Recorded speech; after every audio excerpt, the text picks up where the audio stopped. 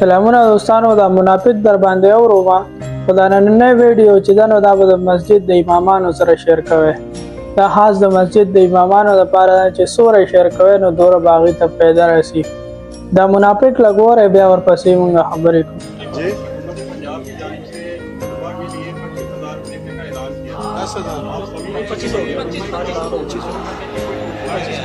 हमने उसको मुस्तरद कर दिया है, 25 को भी मुस्तरद कर दिया, 25 लाख को भी मुस्तरद करेंगे। उलमाए कराम को ख़रीदना, उनके ज़मीर को ख़रीदना, ये हमेशा हुक्मरानों का वतीरा रहा है।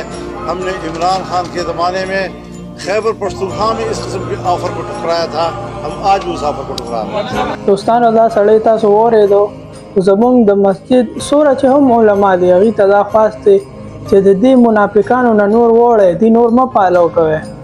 څنګه چې تاسو ته پته چې د پنجاب حکومت چې دی د امامانو لپاره تنخواګانې مقرر کړې، خو د ټولو نه لومړی مخالفت یې دې سړي وکړو.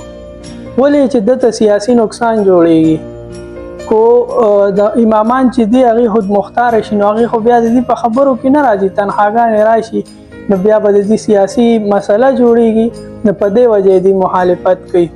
څنګه چې تاسو ته پته ده چې د پلار په سیاست کې و، دی په سیاست کې دی، د ده بچی په سیاست کې دی، د ده رور په سیاست کې دی، د ده اوښې په سیاست کې دی او د ده خینې په سیاست کې ده. هغې ته سیټونه میلاو شوي دي، هغې خپل سیټونه انجوی کوي. هغې چې کومې تنخوا دی چې په خپله کومې تنخواګانې اخلي هغه حلالې دي، خو چې تاسو ته کوم د امامت تنخوا میلاویږي هغه حرامه ده. ولې؟ هغه ځکه چې دې ته سیاسي نقصان جوړېږي. سبا بیا دا جلسې او جلوسونه په چا کوي چې تاسو د دې خبرې نه اورئ. نو زمونږ د مسجد امامانو ته خواست دی چې هېڅ کلم د دې منافقانو په خبرو کې مه راځئ. دوی خو خپل سیاست کوي، تاسو ولې خپل بچي خواروئ، خپل نقصان کوئ؟ نو هېڅ کلم د دې په خبرو کې مه راځئ. بل دې کې هېڅ نقصان نشته چې پاکستان د خزانې نه دا دوره خلک پیسې خوري کو یو مسجد امام چې تنها والی نه سو. نو زمونږ ټول مسجد امامانو ته دا خواست دی چې د دې منافقانو هېڅ کلم ملګرتیا مه کوئ. چې کوم سړی ستا نقصان کول غواړي نو هغه له هېڅ کله پیدا مه رسوئ. او باقي تاسو ټول ښه هوښیار یې، هېڅ د علم در سره کمی نشته. دا ټول د پاکستان د عوامو د ټیکس پیسې دي، په دې کې تاسو هم ټیکس ورکوئ، په دې کې هر سړی ټیکس ورکوي.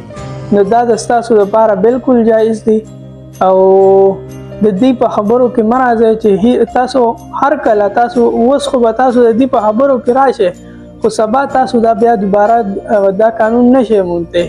د عمران خان په دور کې هغه هم علماو لا تنخواګانې مقرر کړې وې خو دې منافقانې مخالفت کړی.